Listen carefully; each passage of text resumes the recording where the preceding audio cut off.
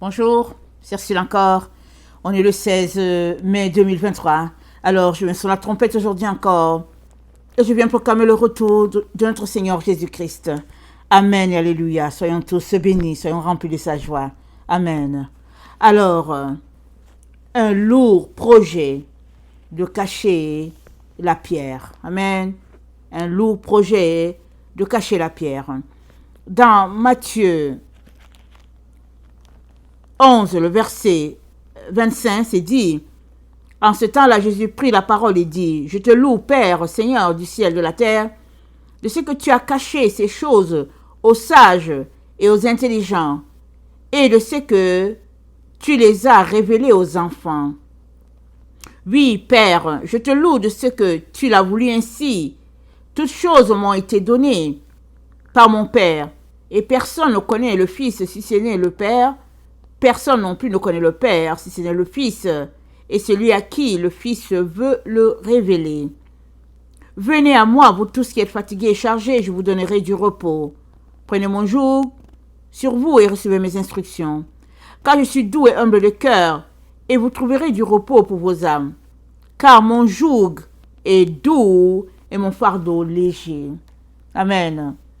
Donc, Jésus-Christ est en train de louer son Père, amen, du fait que ce n'est que les enfants, les personnes simples, les personnes humbles qui ont découvert qui il était. Aujourd'hui encore, c'est pareil.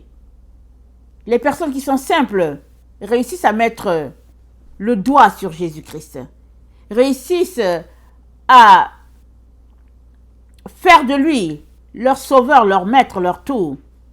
Mais les personnes orgueilleuses, arrogantes, qui ont des moyens financiers, peu importe la façon dont ils se voient, ils n'arrivent pas à percer le mystère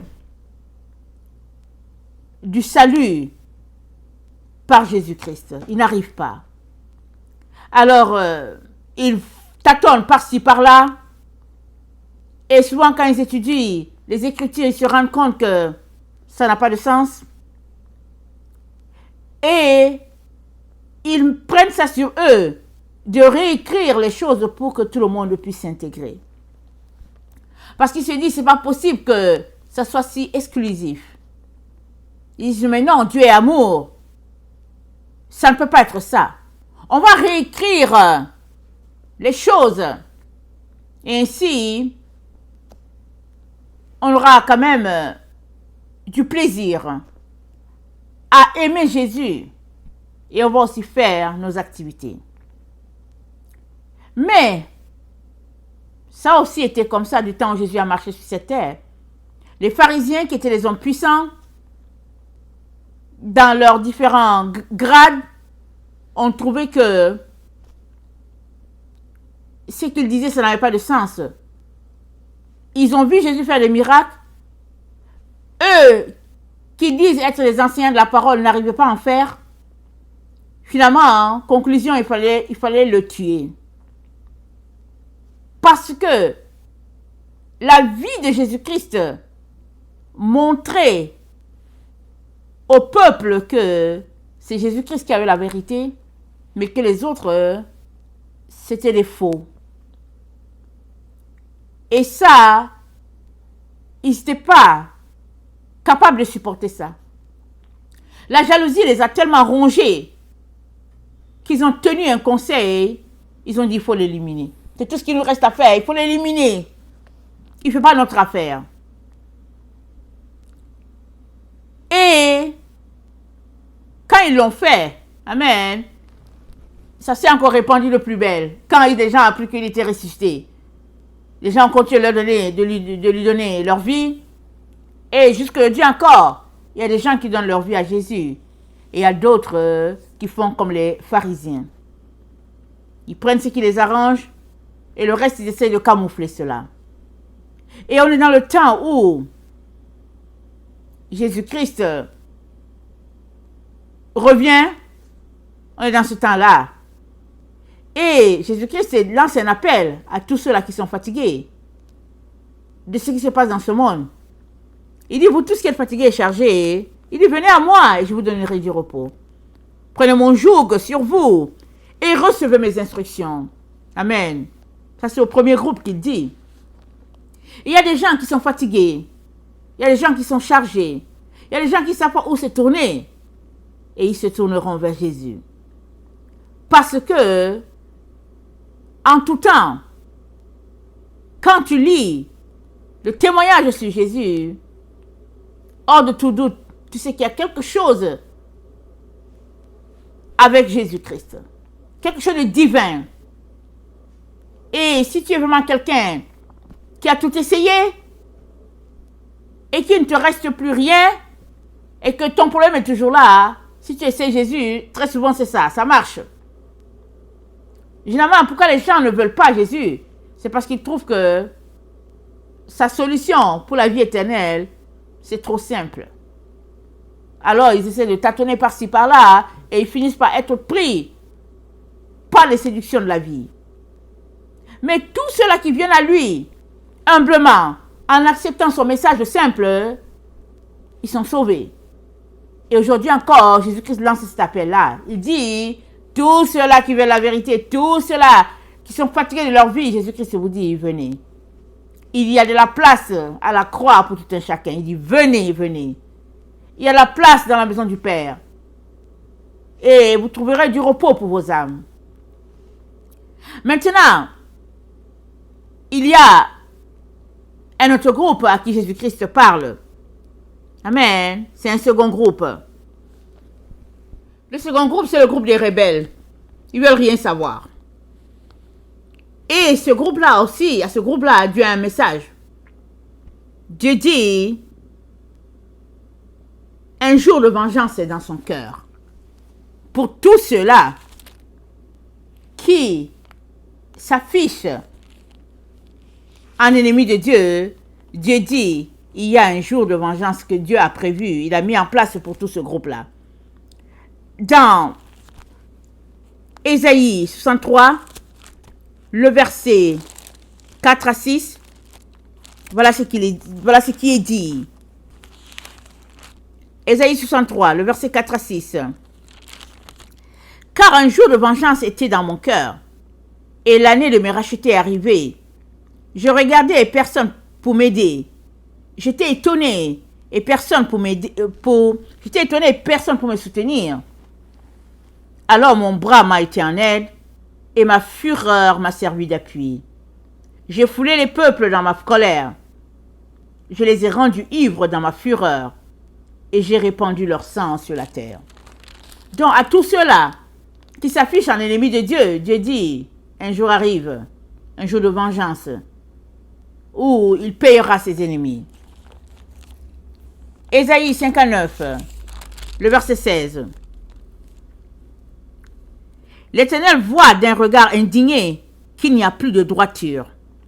Il voit qu'il n'y a pas un homme. Il s'étonne de ce que personne n'intercède. Alors son bras lui vient en aide et sa justice lui sert d'appui. Il se revêt de la justice comme d'une cuirasse et il met sur sa tête le casque du salut. Il prend la vengeance pour vêtement et il se couvre de la jalousie comme d'un manteau.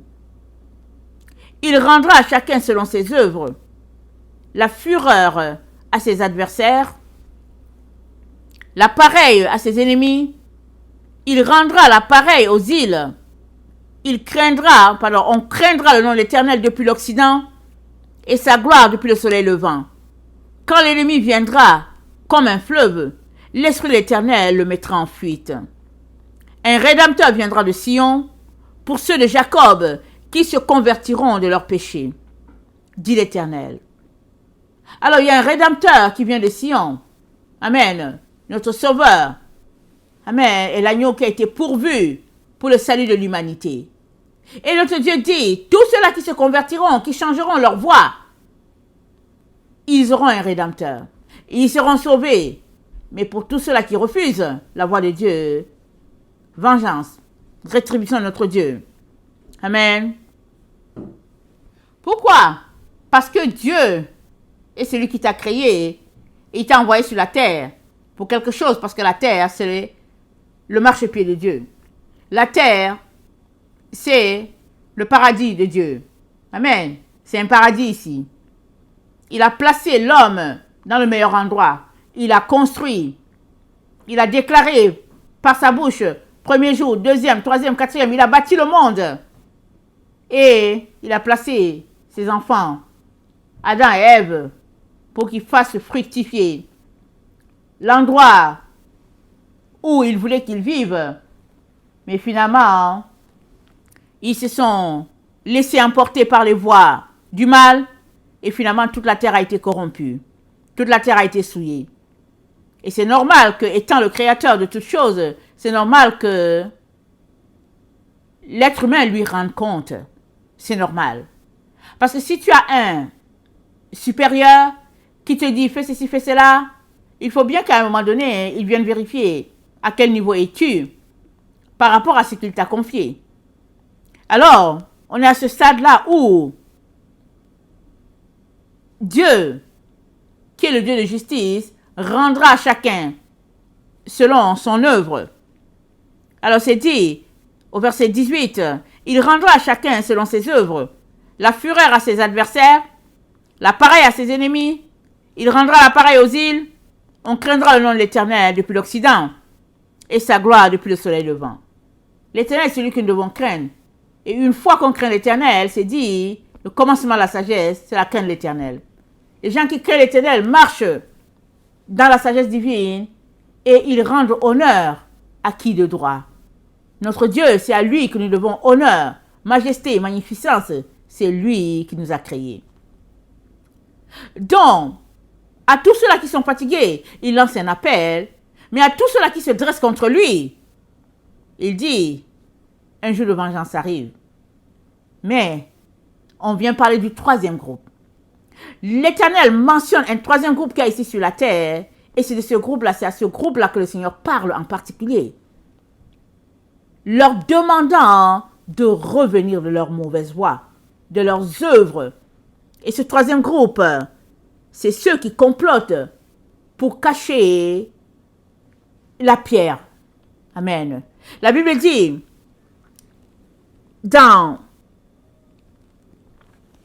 je pense que c'est dans Pierre, voilà.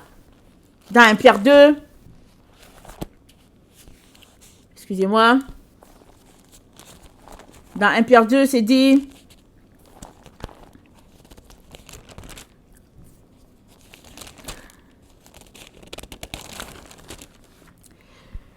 le verset 5, et vous-même, comme des pierres vivantes, édifiez-vous pour former une maison spirituelle, un saint sacerdoce, afin d'offrir des victimes spirituelles agréables à Dieu par Jésus-Christ. Car il est dit dans l'Écriture, voici, je mets en Sion une pierre angulaire choisie, précieuse, et celui qui croit en elle ne sera point confus. L'honneur est donc pour vous qui croyez, mais pour les incrédules, la pierre qu'ont rejeté ceux qui bâtissaient est devenue la principale de l'angle et une pierre d'achoppement, un rocher de scandale. Ils s'y heurtent pour n'avoir pas cru à la parole, et c'est à cela qu'ils sont destinés. Donc, Dieu a placé la pierre en Sion. On a déjà longuement parlé de ça. Jésus-Christ est la pierre angulaire. C'est dit que la pierre qu'ont rejeté ceux qui bâtissaient est devenue la principale de l'angle. Et si nous prenons bien l'histoire de Jésus-Christ, amen, on sait qu'il y a plusieurs personnes, surtout dans notre temps, hein, ils ne veulent pas bâtir sur la pierre qui est Jésus. Ils ont leurs normes, ils ont leur façon de voir les choses, et puis, ils bâtissent, mais ils ne bâtissent pas là où Dieu a mis la pierre qui doit être la fondation sur laquelle l'édifice doit s'élever. Récemment, on a vu que la 12e pierre, celle qui est au fond, c'est l'améthyste. La pierre dans la Nouvelle Jérusalem. C'est l'améthyste. Et ce qu'il y a de spécial avec l'améthyste, c'est que l'améthyste, c'est une pierre qui renvoie à la sagesse, au discernement. Et tous ceux-là qui cherchent la sagesse et le discernement, ils réussissent à bâtir comme Dieu veut. Parce que sagesse et discernement sont étroitement rattachés à la sagesse. Et la sagesse, c'est notre mère à tous. C'est ce que Dieu nous a donné. C'est par la sagesse qu'il a bâti le monde. Avant de faire quoi que ce soit, la Bible dit, notre Dieu vit la sagesse, il la manifesta, c'est la première des œuvres de Dieu. Alors, tu ne peux pas faire quelque chose sans mère. Et la sagesse donc, la mère des mères, Bina, amen, est un élément très important pour la construction. Alors, dans la sagesse qui est Bina donc, il y a une pierre, l'améthyste, qui est la pierre qui est plus au fond, qui soutient toute la structure. Et au-dessus de l'améthyste, il y a 11 autres pierres. Par la grâce de Dieu, on pourra voir tout ça quand le Seigneur donne la révélation. Mais là où nous sommes, le Seigneur pointe le fait que dans sa maison, c'est-à-dire ses enfants à lui, il cache ce que lui, l'Éternel, est en train de faire. L'Éternel a pourvu pour une pierre, il l'a dit. Mais des individus travaillent de manière à cacher la pierre pour que les gens ne sachent pas. Ils travaillent de manière à étouffer la pierre parce qu'ils ne veulent pas le projet de Dieu. Ils travaillent de manière à ce que ce soit leur façon de voir les choses qui marche.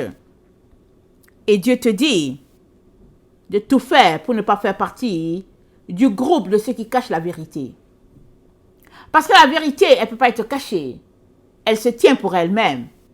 La vérité, c'est la droiture, c'est l'exactitude, c'est la marque, le cachet de Dieu. C'est la vérité. Et nous sommes dans ce temps-là où la vérité, elle sera exposée. Elle va éclater au grand jour. Parce que la vérité, c'est la 22e lettre de l'alphabet hébraïque. Amen. Et c'est le tav. Parce que le tav, c'est le signe de la croix. Amen. C'est le signe, c'est la vérité. C'est-à-dire, c'est la vérité qui est établie. Alors, Dieu a commencé avec Aleph. Amen.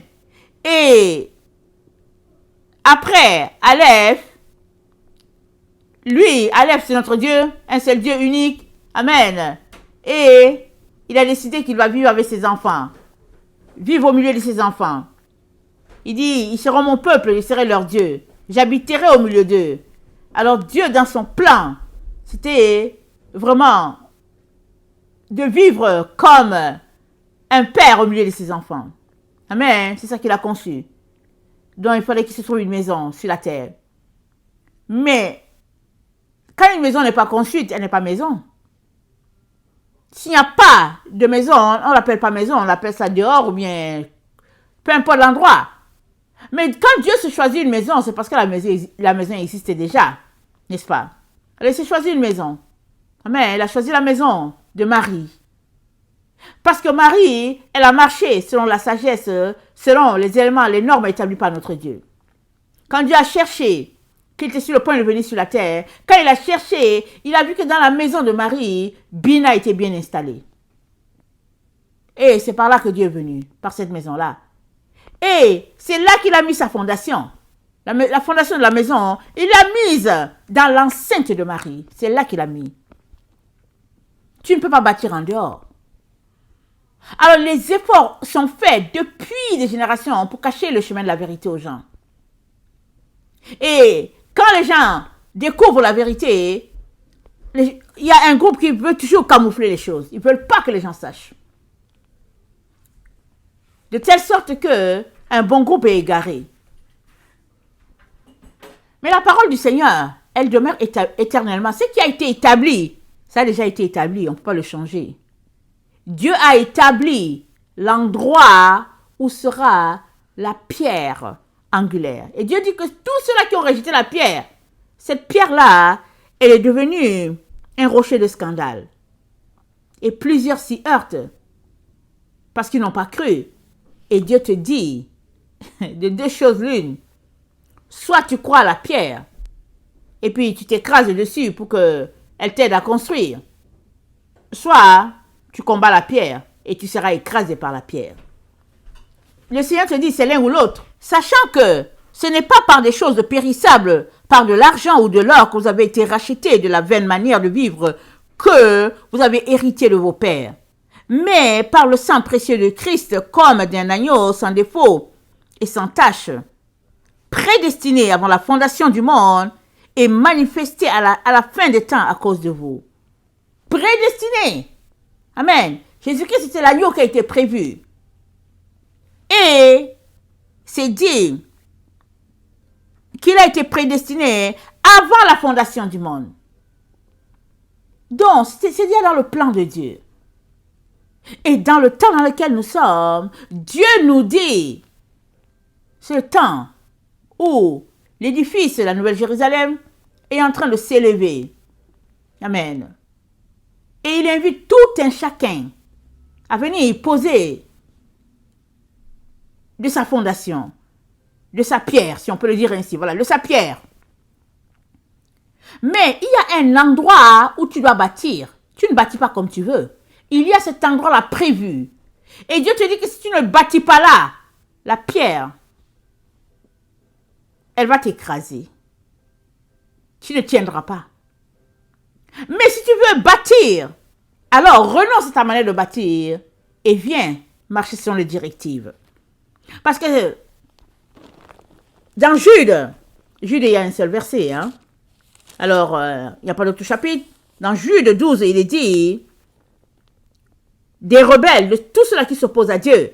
C'est dit, ce sont des écueils dans vos grappes, faisant impudemment bonne chair, se répaissant eux-mêmes.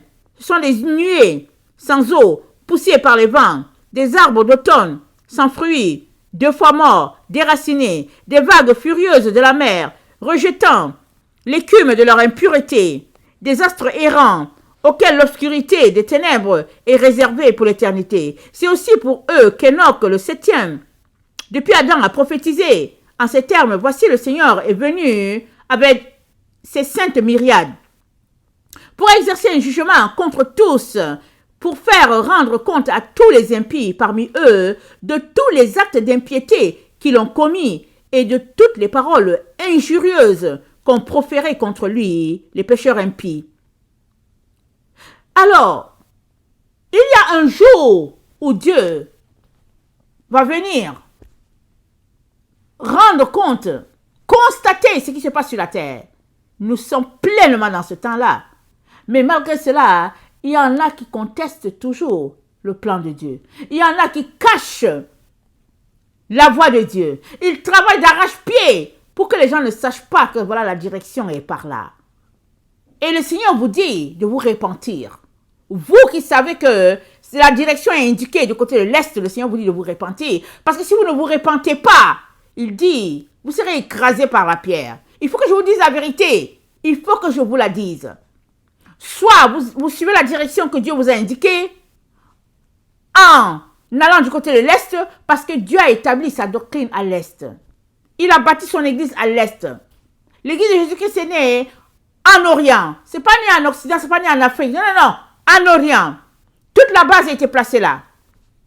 Il est important que tu ramasses tes jambes à ton cou et que tu te connectes à la vérité. Parce que la pierre que les gens rejettent a été faite la principale de l'angle.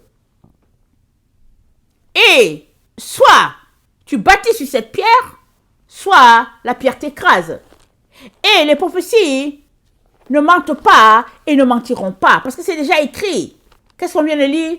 On a lu avant la fondation du monde. C'est ça qu'on a lu dans, je pense que dans 1 Pierre 2 ou bien 2 Pierre 1, je ne me rappelle plus. Ça a été l'agneau Jésus-Christ prédestiné avant la fondation du monde. C'est ça qui est établi. On ne peut pas changer les choses. Et dans Daniel 2, amen, alors que le roi Nebuchadnezzar a fait son rêve, troublé, Daniel vient lui dire que ce qu'il a vu, c'est un projet établi par Dieu. Et voilà ce que Daniel lui dit. Daniel 2, le verset 34. Tu regardais lorsqu'une pierre se détacha sans le secours d'aucune main, frappa les pieds de fer et d'argile de la statue, les mit en pièces. Alors le fer, l'argile, l'airain, l'argent et l'or furent brisés ensemble, devinrent comme la balle qui s'échappe d'une aire en été, le vent les emporta. Nulle trace ne fut trouvée, mais la pierre qui avait frappé la statue devint une grande montagne et remplit toute la terre.